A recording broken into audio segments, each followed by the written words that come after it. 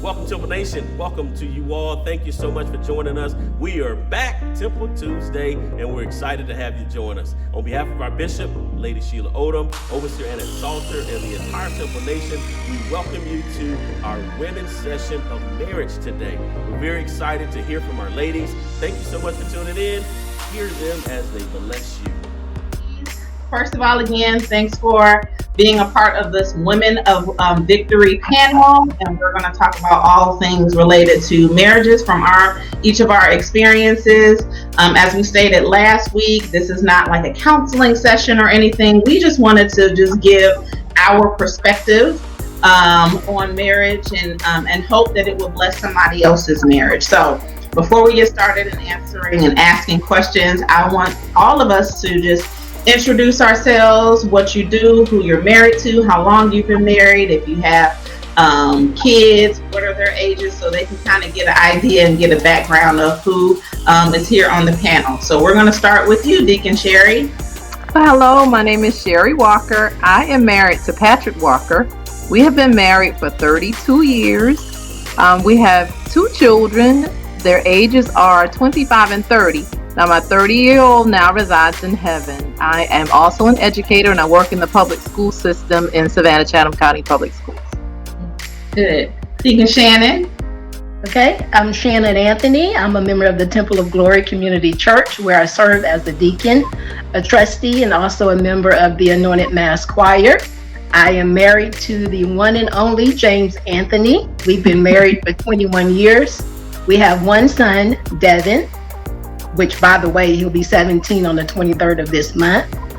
In the marketplace, I'm a contracting officer, and I'm also a licensed realtor. Mr. Glenda. I am Glenda Graves, and I've been married to my husband Mario for almost 5 years. We've been friends for almost 16 years now. We have 2 children. Alexander is almost 2, he's 21 months, and Eliana is 3 months old. Professionally, I am an accountant for one of the medical practices in Savannah. Good. So we have a lot of years of marriage on here. For those who may not know me, I'm Katrina Turner. I am married to Antoine Turner. I serve in a variety of capacities at Temple of Glory. My background professionally, I'm a business owner, help people with their personal finances, and I'm also a grant evaluator. And we've been married for 15 years, been together for 20 years, and we have 3 boys, Jaden, Jordan, and Justin, 12, almost 11.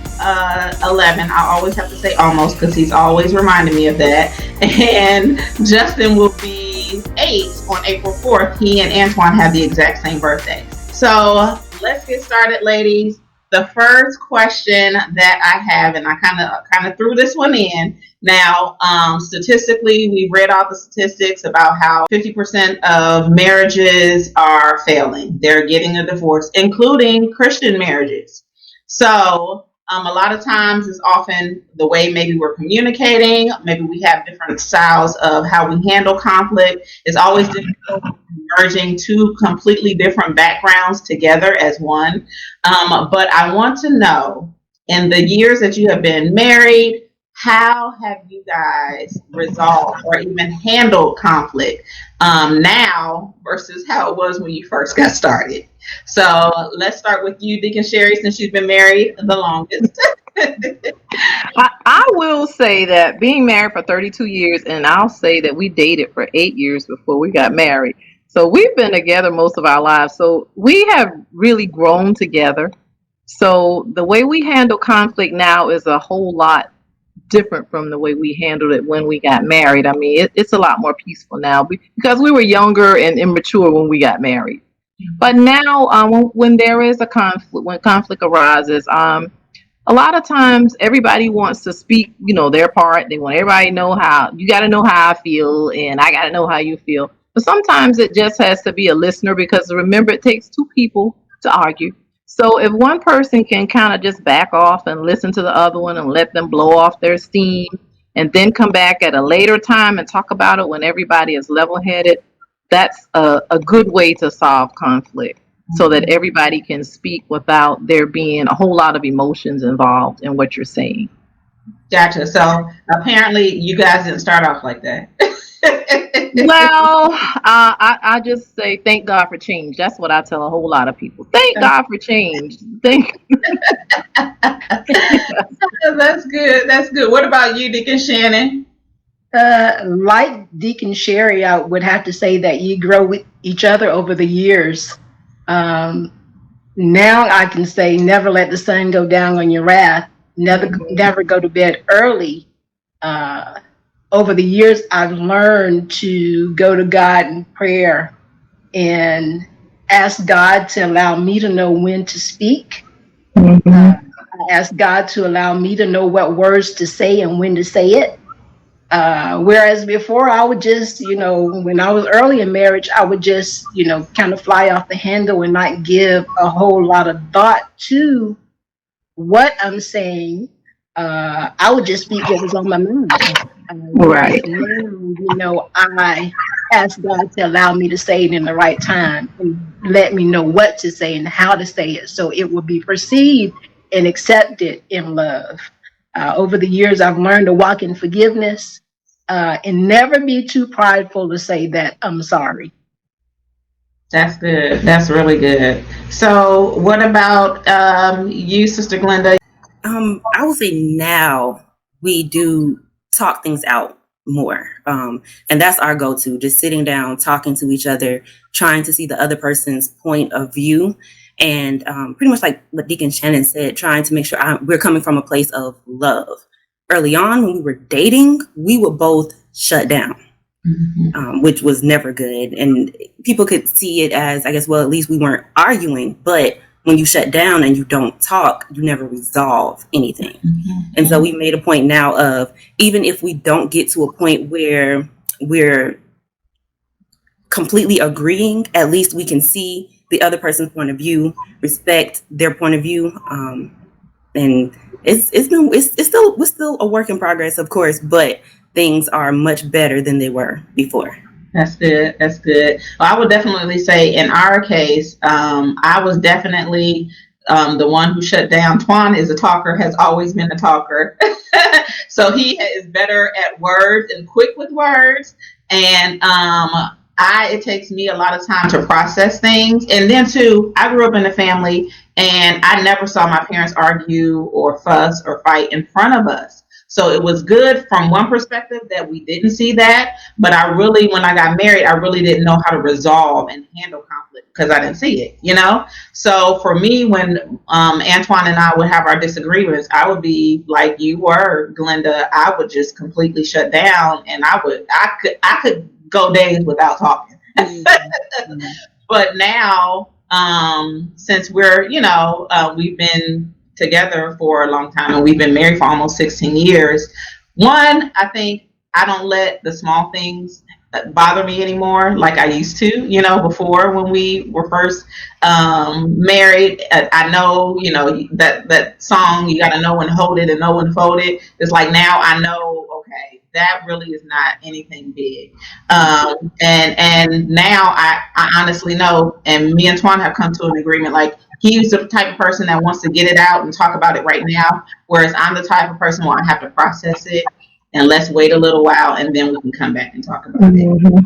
So that's basically how now we are able to handle conflict. So I want to talk about, and I guess this kind of falls in with making decisions and how you guys make decisions.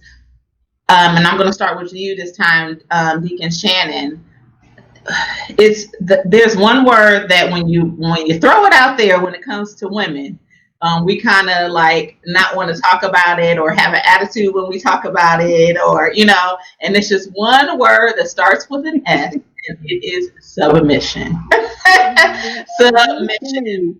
And I think the reason why a lot of us, especially like we're look at me, I am woman, see me roar, we don't like that word because In the past, really, it's been like kind of pushed down our throats, and this is what you're supposed to do, and this is how you're supposed to act. So it has a negative connotation with a lot of women. But I don't think it has to be like that. What is your definition of submission, and how has that played out in you all's relationship and you all's marriage, and even in making final decisions or making huge decisions? Submission for me, of course, I always rely on my spiritual side just because of my upbringing. Husbands and wives are to submit to one another. For me, first I have to submit myself to God before I'm able to submit to James. Submission for me, submitting to my husband means allowing him to be the priest of our home, allowing him to be the provider, the protector, the defender that God has called him to be. Submission is not a dictatorship. We respect each other's ideas and opinions. And then when it comes to making decisions, we each know our areas of expertise and where our strengths are. And we trust each other's opinions and ideas. And sometimes, if it's financial, that's my background. So I tend to have, more insight to bring. If it's something of electrical nature or engineering or anything to do around the house, he has more insight regarding that. So as a couple, we know each other's strengths and weaknesses, and we come together as a team to make that decision. That's really good. So what about though if something major that you have to a decision that you have to make, maybe when it comes to your child or your son or something like that, and you have one way that you think you should handle the situation, and he has a completely different way in which you should handle the situation. How do you guys come to a happy medium when it comes to stuff like that? Well, we just talk about it. Raising a teenager is no easy task. There again, we have to lean on our spiritual side. What is it that God would have us to do in the situation? We're, as individuals, of course, we're going to have our own ideas and opinions, but when we come together as one, as husband and wife, we share those ideas and our opinions based upon our belief system and our values. And the decisions that we make regarding our son, we're looking to see overall what's in his best interest, what it is that God would have us to do. Okay, that's really good. Thank you for that. Okay, Sister Sherry, we're coming to you. What does submission look like to you? What is it? How does that play out in your relationship? And what does it even mean to you? Submission to me means following the mandates of my husband, him being the priest of my home, just like Sister Shannon said. And I can tell you, in the beginning of our marriage, I was taught to be an independent person. So when I first got married, submission was difficult because, I wanted to do what I wanted to do. So to be under the authority of, and that's a big word, authority and obedience of another person was a lot for me to deal with. But as I matured in the marriage and I understood more the role of my husband as the priest of our home, as the protector, as the provider, I am able to submit to him. In marriages, if your husband, and I believe that if my husband follows Christ, then I am to submit to him as the follower or as the priest of our home. That's good. So yeah, and as I said, it wasn't an easy thing for me to do. It was something that I had to grow into. And I would say I am definitely one of those people who had an issue with that word submission and the idea of it when I was younger, because in my mind, it just meant that, I got to give over all, I guess, power as far as decision making and all of that to my husband and just be under his rule. Mm-hmm. But as I've gotten older, and even before Mario and I got married, I realized that submission in marriage to me just means respecting the fact that there is a spiritual order to things in our household. First, there's God, then the husband, the wife, and the children. Of course, we've only been married for 4 years, and so it's something that I'm still working on. But I will say, in looking for a mate, I realized that I should look for someone who I am willing to submit to. We work together on things, but I don't do anything or make any major decisions, or I won't make any major decisions before running them by Mario first, because he is the head of our household. He covers our home in prayer. He is the spiritual leader within our home. And it's just, I respect him in that capacity and as the head of our household. Yeah. That's really good. That's really good. So I will say for me, I'm like you, Sister Sherry, and all of you ladies, where I was raised to be very independent. I'm the oldest out of all of my siblings, being responsible for my younger siblings. So when I got married, it was very much a huge shift for me, used to being in charge and over people. So now me having to back down some and let Antoine take control and make some of those decisions. It was difficult for me to be able to be like, okay, like Sister Glenda said, there is order, and when I am out of order, there is chaos, So I had to learn slowly but surely that at the end of the day, I trust the God Antoine. And I know that he is intentionally not going to lead our family astray. Or I have to make sure that I am praying myself when we're making decisions, and I'm not being saying I think we ought to do it this way or that way. And we are getting each other's opinions, and then at the end of the day, we'll come to a mutual decision. And sometimes we don't. Sometimes I'm still like, this is what we should do, and he's like, this is what we should do. And if he feels like this is what God is calling to him, then I have to take a step back, which can sometimes be hard, but it's so much better for our relationship and for our marriage. So in talking about submission and making decisions and all that good stuff, all you guys have been married for 32, 21, and 4 years. What do you think is the biggest attribute or something that we should have in our marriages to keep it going? Like, what do you have? Is it the friendship that you guys have? What do you have or you need or you try hard to ensure that you have in your marriage to make it have lasted this long? And I'll start with you, Sister Glenda. I would say definitely friendship. Mario and I were friends for 10 years before we got engaged. And so our relationship is built upon our friendship. He was my best friend before he was my boyfriend, fiance, husband, any of that. And just trying to make sure that we preserve and protect that friendship. And in that friendship, respecting each other. Respecting each other, making time for each other, even when there's so much going on in the world and in our household, just having time where I can sit and enjoy time with my best friend. That's good. What about how do you keep the I guess I don't want to say I guess I can say romance, like how do you keep the spark, I'll say the spark in, especially now, which is really hard because you have two little people under two. So it makes it hard to even do simple things, that you were able to do before, like just go out to eat, just the two of you guys, So what do you do, if you can do anything at this point in time in your marriage?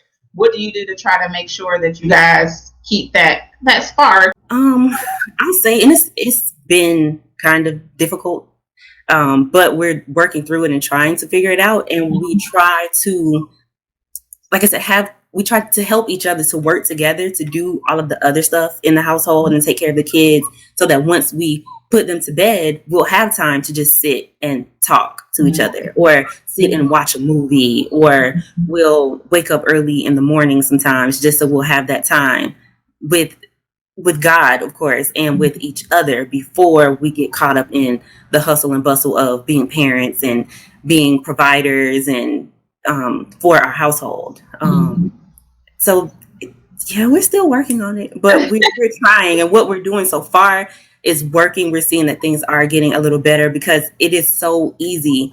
I was, especially as the woman and as the mother, there have been times when Mario has kind of had to pull me back in and let me know that I'm focusing on everything else, and I wasn't really giving us the time and attention that we needed. And because he was, he verbalized that to me, it helped me to see that I needed to work on it more. And we're working on it together. I would say that friendship is most important over the 21 years. I think that, keeping the spark there is a continuous process in a marriage. When you're young in the relationship, you're excited, and as you grow, it can get dull if you don't reevaluate and keep that spark and that fire going. So friendship is definitely key. You have to spend time sharing with one another and learning each other more and more as the years goes by, knowing what each other likes or what the dislikes are. Communication is definitely the key. It's a give and take. It can't just be me, me, me. It's about us. Over the years, I've learned to enjoy some of the things that James enjoys and vice versa. I've learned over the years how to sit and enjoy a football game. I've learned over the years to enjoy fishing, even when the fish aren't biting. And I'm sure over the years, he's learned to enjoy shopping, even if it's sitting on the bench and waiting on me to get through, or going with me out on a real estate call to put up a sign. So over the years, it's, you really spend time sharing and communicating and just, remaining friends. It might be a movie night, a date night to the movies, or just time out to dinner, or just time that you spend with each other, whether you're at home just watching TV, is spending that quality time together to maintain friendship. That's good. That's good. As Sister Shannon said, I've had to learn to do some things that I really didn't like to do. Like, my husband is a sports fanatic, and he'll go to the gym and stay in the gym all day. And I just can't do that. But there are some times when I've had to give a little, so I'll go to the gym and I'll sit in there and watch all the games. Of course, that was post-COVID, but we were together, and he was happy, and I was happy because he was happy. and he would he would go shopping with me. He's my bag carrier, and he's my husband can be impatient. So sometimes when we're shopping, I want to go by myself because I don't want him looking at me frowning because he's ready to go.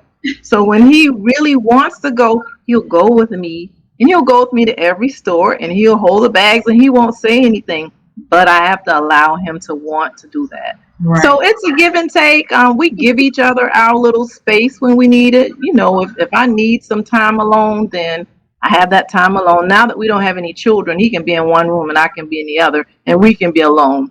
When we had children, I may have had to leave the house. I just needed some me time to refresh myself. And then when we came back together, we could be family and friends again.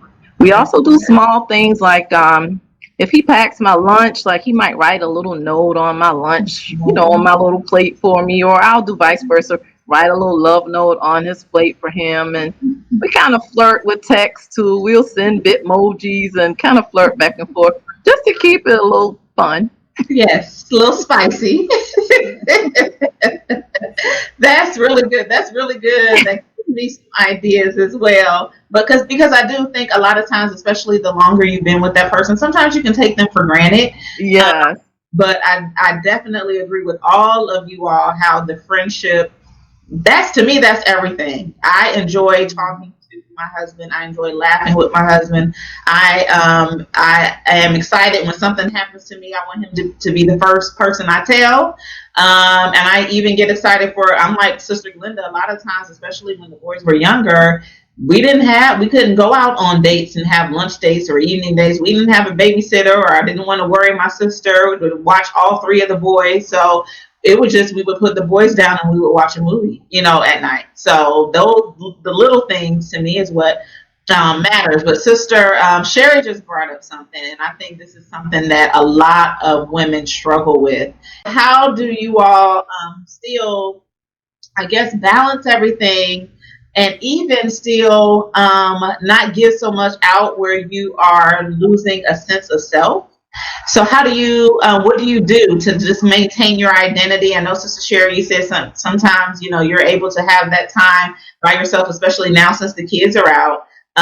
But what else do you do, or even what did you do when the kids were younger, that would allow you to get some me time so that I can even if it's just 20 minutes, that's all I need. What would you do? Well, when our children were in school, they always went to their grandparents after school. So when I would pick them up after school, of course, I would be exhausted.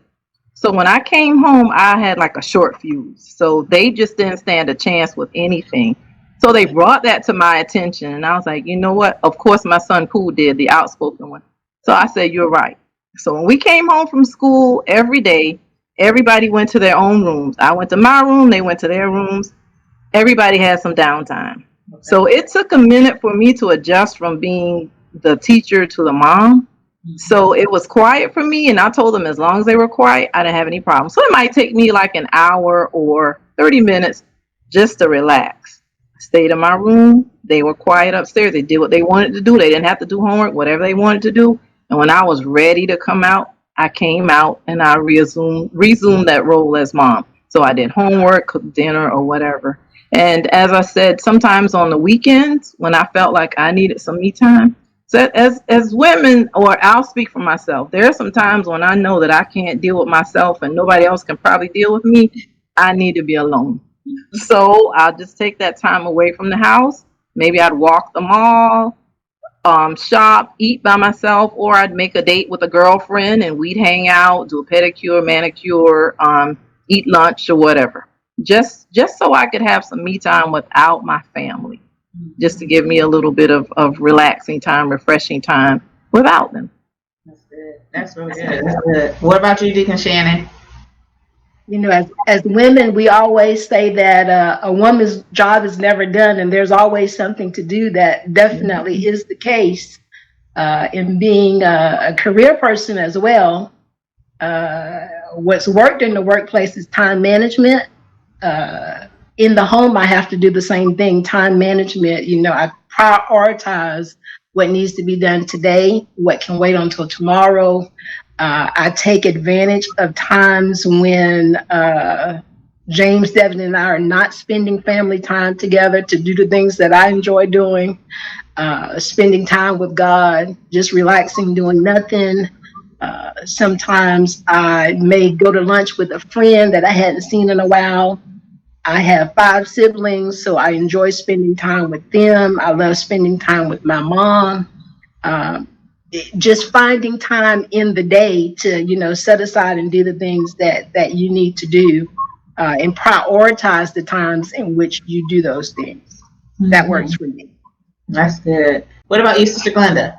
I have to honestly say that is something that I struggle with, that I'm currently struggling with. So I'm looking to you ladies for some really good advice and ideas. And I think it's because our children are so young.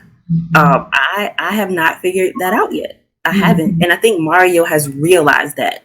And I would say that that's where having a really good spouse who has my best interest at heart really comes into play, because there will be times where on Saturday mornings he'll get the kids when they get up just so I'll have time to myself, or he'll say, hey, just take some time, go for a ride, go for a drive, so you can have time to yourself and just be alone with your thoughts. And I really thank God for him, but it's something that I'm still struggling with. Yeah, I think when the kids, my boys were your kids' age, I wanted to be there. It took me a while for me to be like, okay, I need to let Twan take the boys. I need to let my sister, if she says she'll come get the kids, I need to let them go ahead and take the boys so I can relax. And I know, I'm like you, Sister Sherry, like I know when I need time by myself, because I can get very snippy, and I'm like you, nobody should be around me then. So one of the things, and I really will say that Twan does a great job at allowing me to be able to have my me time. Like this morning, I was telling Sister Sherry before we got on this morning, his school was having a track meet, so he woke all the boys up and took all three of the boys with him to his job's track meet. So I've been by myself. Oh, it's been great. Since 8 o'clock this morning, it's just been me and the Lord. So I've been watched a movie, did my hair, just listen to music. I didn't have to wake up and people asking me, or waking me up asking when I'm going to cook breakfast and all that good stuff. So I think Swan recognizes when I'm getting overwhelmed, and he does a great job at being like, okay, I'm going to take the boys so you can have the day or a few hours. That is great for me. Or to yourself so that you can just have some me time. I also recognize, as a lot of my friends here, we all have kids around the same age, so we all would be struggling, like trying to balance everything and have me time. So as all of our kids got a little older, one of the things that we started doing was just meeting. If it was just once a month, and we would just go to a park and just talk about a book, or just talk about what's been going on, over the last month since we've seen each other. And that has really helped me a lot, because I've been able to get away and be around other women, since I'm the only woman in the house. Everybody can attest, except now you, Linda. But yeah, so it's been refreshing for me to be able to get around other ladies and just talk, just have girl time. So another question that I wanted to ask. So all of us, of course, have been through some major trials and just different situations that we have gone through throughout our marriage. How have those situations brought you closer to God and brought you closer to your spouse? Yeah, we have gone through, and it seemed like in a very short period of time, that's when a lot of things just hit us all at once. And I would say one thing that I started doing more of, and I know we do it anyways, is praying for my spouse, and knowing that, and seeing how these different things were impacting him, and just letting each other know that we're going through them together, so that neither of us felt like we were alone in what we were going through. It has brought us closer, because even when the things that we can't talk to other people about, or the things that we wouldn't necessarily, of course, the things we wouldn't trust other people with, we trust each other with certain hurt, with certain pain. And we know that we can be very vulnerable with each other and really express how we feel and how things are making us feel. And we trust that other person isn't going to take advantage, of those weaknesses, but help us to get stronger in those things. That's good. Well, we've been through a lot too in the 32 years that we've been married, and I can say that the trials that we've had have strengthened my relationship with God. It strengthens the personal relationship, because even though I have my husband who's the priest, I know who's in control and who's in charge, regardless of the outcome of certain things. So those kind of things have brought me closer to God by praying more for him, even with certain trials and situations. And we both sometimes hit our low points. And that's another thing too. I mean, you kind of know when your spouse is at a low, and my spouse knows when I'm at a low. So I know at that time that I need to even cover him even more in prayer. So trials have really gotten us closer to God, I believe, and closer to one another. Just being closer to God in prayer, praying more for each other, and just seeing God reveal things and show us things and do things in our lives. Definitely over 21 years, we've had some ups and we've had some downs. Every day has not been sunshine. Every day has not been a day to smile. But in our times of testing, God always reminds me of our vows, better or worse, in sickness and in health, to death do us part. He always takes me to his scriptures. So, it's always an opportunity for me to commune with God and ask him how to handle things. Always a time for him to impart in me take me to the scriptures. You know, he always he'll take me to Matthew 19. What God has joined together, allow no one to put asunder. He reminds me of his word in 1 Corinthians 13th chapter, that love is patient, is kind, is not envious, is not boastful, is not quick to anger, it holds no offense of wrong, it does not seek its own way. So definitely the trials have made me closer to God as well as to James, because we have a greater sense of commitment and just a greater love and respect for one another over the years. That's good, and I agree with all of you all. We've had some struggles, whether it was with me. I've had issues with pregnancy and giving birth with actually all three of our boys. And for us, you know, of course, Swan, I think has told the story before that for us, you know, Jaden was born at he was a 29 weeker. He was 2 pounds 11 ounces, and they didn't know if he was going to make it. Same thing happened with Justin. So with all of these just different situations that, you know, scared the living daylights out of the both of us, especially Twan being on the other end where he couldn't always see me or touch me or see the boys. It allowed me and each of us as individuals to learn how to really truly rely on God and be strong in our faith and know at the end of the day that God is in control. And then too, it allowed us to come together, and I think you said it perfectly, Glenda. Because we experienced it together, we are able to lean on each other and show our emotions. I've been able to be raw with, Twan, and crying and letting him know that, this is worrying me or this is what I'm afraid of. And he's been able to encourage me and vice versa. So I think the trials, when you have the Lord, the trials make you stronger. It builds with God, because now you're praying together as a couple, and even as individuals. Like you said, Sister Sherry, when you see that he is at his low point, then now as a wife, that's when I know I need to step up my game and even more for him. So I am grateful for our relationship that we've had over the last 15 years as far as being married. So we're coming kind of close to the end. So I want you all to get to tell me, we know that marriage isn't perfect, and it's definitely not easy, but I, for one, am grateful that God has placed Antoine in my life.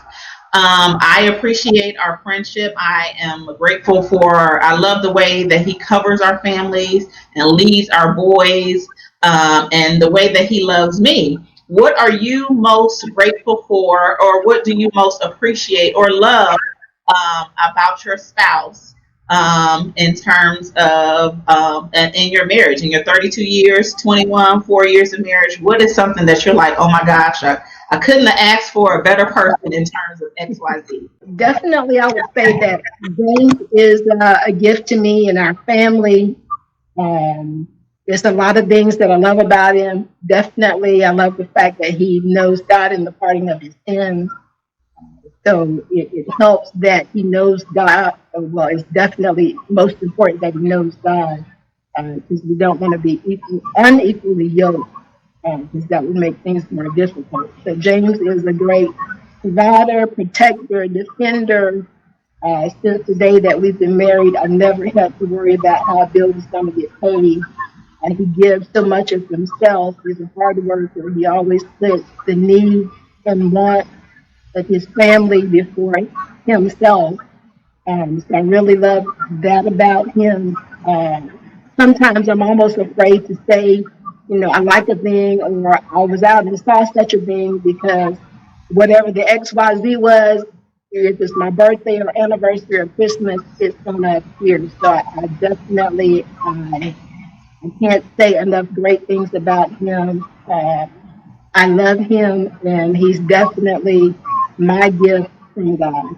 Well, first, I want to say I really thank God for the gift that he has given me in Mario and my marriage to Mario. One of the things that I really like about Mario as a person, period, and I know it stems from his relationship with God, is the fact that he genuinely cares about people. He genuinely loves people. Mario is always looking for the best in people. He's always trying to see things from the other person's point of view, to see why they feel a certain way or why they think a certain way. And I know that's helped us in our marriage. And I think it just makes him a good person all around. I love the father that he is to our children. I love the fact that he's my best friend and that he is someone I can really depend on. That's good. Good. All right, Deacon Sherry, what would you have to say about Deacon Walker? Well, he is one of a kind. I can't. In the past 32 years, and 32 years is a long time, but we have grown so much together because I felt like we were really children when we got married. But we have really grown together, and he has or is a great provider. He's a great defender. And like Sister Shannon says, he loves to see me happy. So if I mention something I want, sometimes he'll make note of it. And before I know it, he'll get it. And it's not that I'm asking for it, but I might just suggest something. But he kind of spoils me. He loves to see our family happy. He's a family man, and you guys know he's really silly. So he's always laughing and doing something funny to make me laugh around the house. But I love him, and I've always loved him from the beginning. And we've had our peaks and valleys, but I love him even more now. And I'm looking forward to us growing old together, being grandparents, and waiting on my son to marry and have that wife that the Lord has in store for him. So it's I'm excited about our future together. That's good, good, good. Well, thank you so much, ladies, for being a part of the Women of Victory Temple Tuesday panel on marriage. I hope this encouraged other women who may be struggling or just going through different things in their marriage. We all, as you can see, we all believe that marriage works if you put God first. We all believe that friendship is the basis for a healthy and happy marriage. It's not going to always be easy, but I think we all can say that we have good men. We have great husbands who love the Lord, husbands who know how to lead a family, husbands who are great providers. And if we work collectively together, that the two of us are, we're unstoppable. And I'm grateful that we had this opportunity. Sister Sherry was at our wedding when we got married. We actually shared the same wedding day. So we've known them for a long time, and it's always good to be able to see other Christian marriages who are a few stages ahead of you. For one, you can see that it's possible that you can make it, and for two, you know who to go to when you're struggling. So I hope other women have been able to see that we do have some pillars in our church that have been married, who's happily married. Yes, there have been some rough patches, but they are able to see that we can do this, we can make it. We don't have to be a part of the statistic. With God for us, who can be against us? So thank you so much, ladies, for being a part of the Women of Victory Temple Tuesday panel. We appreciate it, and we pray that God blesses you all in your marriage, and God will be glorified even through this panel discussion.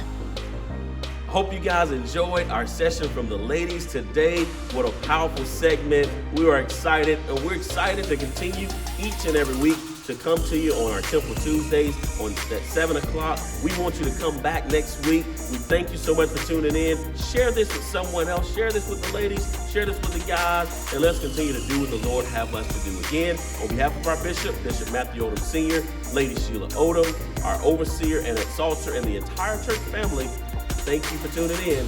We'll see you next week.